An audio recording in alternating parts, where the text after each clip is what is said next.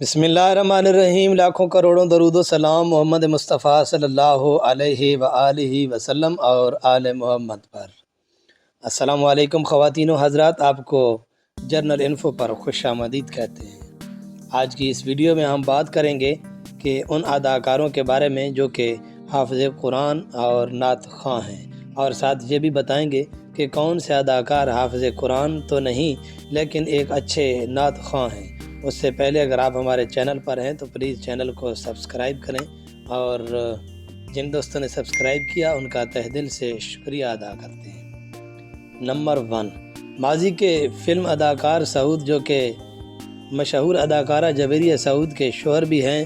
ان کے بارے میں بہت کم لوگ جانتے ہوں گے کہ وہ حافظ قرآن ہیں، اور اس کے ساتھ وہ بہترین نعت خواں بھی ہیں۔ نمبر 2، سرفراز احمد۔ پاکستان کرکٹ ٹیم کے مایہ ناز پلیئر سرفراز احمد کا کہنا ہے کہ انہوں نے 10 سال کی عمر میں قرآن پاک حفظ کر لیا تھا، اور ایک بہترین نعت خواں بھی ہیں جس کا اندازہ ان کی سوشل میڈیا کی ویڈیوز سے بھی ہوتا ہے۔ نمبر 3، شفقت چیمہ۔ اداکار شفقت چیمہ پاکستانی فلم انڈسٹری کا ایک جانا پہچانا نام ہے، اور یہ ایک کامیاب ویلن کے طور پر بھی مانے جاتے ہیں۔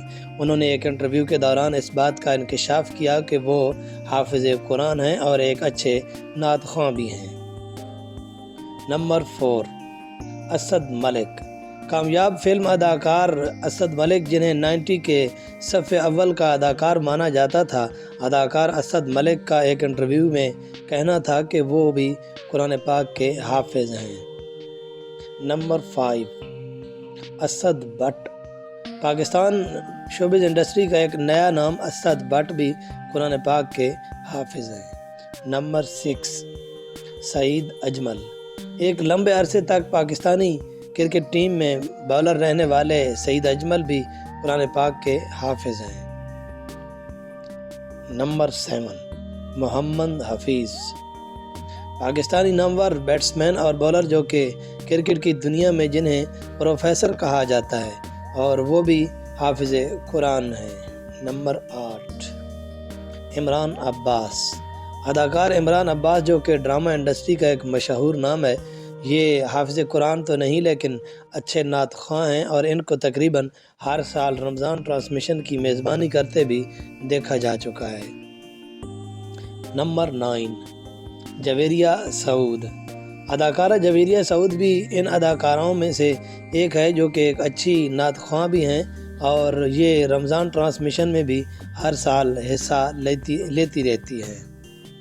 نمبر 10، ہبہ بخاری۔ اداکارہ ہبہ بخاری نے ایک انٹرویو کے دوران اپنی خوبصورت آواز میں نعت پڑھی، اور انہوں نے بتایا کہ وہ ہمیشہ اسکول میں نعت پڑھا کرتی تھیں، جس سے یہ ثابت ہوتا ہے کہ ہبہ بخاری ایک اچھی اداکارہ ہی ہونے کے ساتھ ساتھ ایک اچھی نعت خواں بھی ہیں۔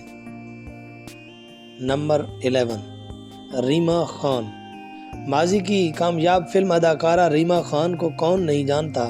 اداکارہ ریما خان کو رمضان ٹرانسمیشن کرتے ہوئے دیکھا جاتا ہے۔ اداکارہ ریما خان کو بھی اللہ پاک نے خوبصورت آواز سے نوازا ہے۔